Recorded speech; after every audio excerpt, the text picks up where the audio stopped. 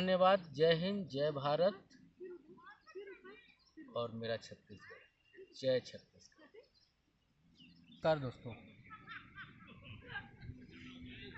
हम भारत के निवासी हैं और भारत में रहते हैं। हम कहते क्या हैं कि राजा का बेटा राजा बनेगा। कब कहते हैं? लोकतंत्र में कहते हैं। ये प्रजातंत्र तो है नहीं। और लोकतंत्र कैसे चलता है? लोकतंत्र में चुनाव होते हैं, एक प्रमुख व्यक्ति को जिम्मेदारी दी जाती है, वो संविधान के द्वारा जो निर्धारित मूल्य होते हैं उस पर वो उस संविधान का पालन करते हुए देश पर शासन करता है। इसी संविधान में अनुच्छेद 14, जिसमें समानता का मौलिक अधिकार है, हर व्यक्ति समान है इस संविधान के अनुसार, तो फिर आरक्षण जो है वो असमान क्यों है?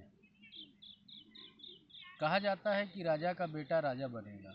ये कहावत प्रजातंत्र में, जब प्रजातंत्र था, जब राजतंत्र था तब अच्छा लगता था, लेकिन अब प्रजा का तंत्र है, लोकतंत्र है, तो इस संविधान के अनुसार जो चल रहा है हमारा देश, उसमें हम राजतंत्र की बातें तो नहीं कर सकते हैं जिसमें राजा का बेटा राजा होगा।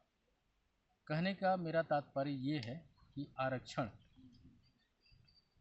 उन गरीब व्यक्तियों को दिया जाए जिसके पास कुछ नहीं है, जिनकी आर्थिक स्थिति खराब है, दयनीय है। अब जिसको आरक्षण मिल गया है वो आर्थिक रूप से मजबूत हो गया है, उसको आरक्षण की आवश्यकता नहीं है, वो अपनी 1, 2, 3 पीढ़ी जो है संभाल लेगा। उसके पास आर्थिक बल आ गया कि वो अपने बच्चों को अच्छी शिक्षा दे सकता है। दूसरी बात कि वो चाहे तो अपने बेटे को डॉक्टर, कलेक्टर, इंजीनियर, टीचर कुछ भी बना सकता है, लेकिन जो गरीब हैं, जिनकी आर्थिक स्थिति बिल्कुल ही खराब है, वो अपने बच्चे को चपरासी तक नहीं बना पाता है। इसलिए आरक्षण का आधार जाति ना होकर आर्थिक होना चाहिए। आर्थिक इसलिए क्योंकि बहुत से आज़ादी के बाद आज हम 77वां अपना संविधान दिवस या यूँ कहें गणतंत्र दिवस मना रहे थे। हम मनाने के बाद 77 साल हो जाने के बाद अगर हम आज भी वहीं हैं जहां हमको जातियों को आरक्षण देने की आवश्यकता है, तो ये आपकी नज़र में सही है या गलत है मैं नहीं जान रहा हूँ, आप मुझसे ज़्यादा ज्ञानी हैं। मेरी नज़र में ये बिल्कुल गलत है। आरक्षण का आधार आर्थिक होना चाहिए। बहुत से हमारे भारत में बहुत से ऐसे लोग हैं जिनके पास 2 वक्त की रोटी नहीं है। वो दिन रात मेहनत करते हैं अपने बच्चों को पढ़ाने के लिए, अपने जीवन स्तर को सुधारने के लिए, अपने दिनचर्या को मजबूत करने के लिए। लेकिन